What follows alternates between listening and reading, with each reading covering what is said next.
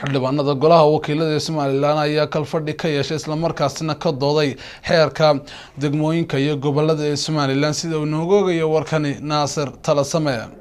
kalfadhi ay maanta isugu yimaadeen xildhibaanada golaha wakiilada Somaliland ayaa waxa shir gudoomiye ku-xigeenka golahaasi Axmed Yaasiin Sheekh Ali Ayaanle. xildhibaanada golaha wakiilada Somaliland ayay waxay maanta si adag uga doodeen xeerka degmooyinka ee gobolada Somaliland oo muddo hor yaalay golahaasi, waxayna doodo xildhibaanadu u dhigneed sidan sidii ay ku ballansaneen maanta waxay loo bilaabaysaa dooda xeerkii ismaamulka gobolada iyo degmooyinka Jamhuuriyadda Somaliland هذا مرتبطين مغنياش الصقري وليسوا بيجوا يسكرين أو يسكروا.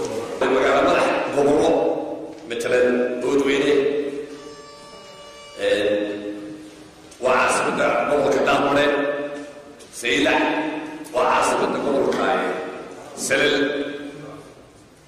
بران مركب حويان دولة كل مجال مجالين كسرعة يمتلكين وراء يمكن إثنين دولة السؤال لا نحاول نقول مجاعات المجال مدح.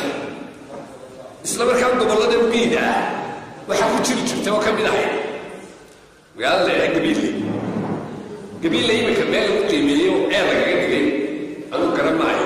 مركا أنتي تبع السبح الملاها. يبقى كين غير وقت وهنا وجهه الله خلاص سميها يا أبو. رما كان دول يدمجون هالشيء سوى توضيح حرفة وقوته. وأنا صار في إسماعيل وسلوك الدلال شغالي أنا وكنت أنا يوم التلم وأنا صار خبرها أوكله.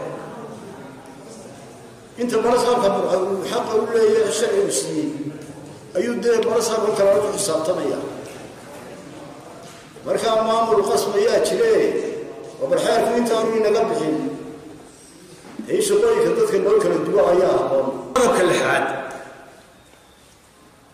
waxay cadeynaysaa in procedure-ka laga qaadayo ninka mayorka ay sheegaysaa marka hore mayorka warqad loo qorayaa haduu qaban waayo gudoomiye ku xigay waxa weeye waa gudoomiyaha gobolka marka damarka ugu daada weyn baa leeyahay war qodobka ka ugu daada weyn inta kale waa okay waan taageeraya laakiin qodobka ninka ugu daada weyn qolon buu la safay leebada guruubaysaa kullu qolon buu ka tirsan yahay دادا أنا الأسبوع وافقسن أنا قلت دابا ما أنت شيء ككلنا وحنا الأسبوع وافقسن هاي ناصر عبد القادر عبد الوهاب ناصر تلسمة وركا تلفزيون كعالمي بدعست 24 TV مجلة درجيسة.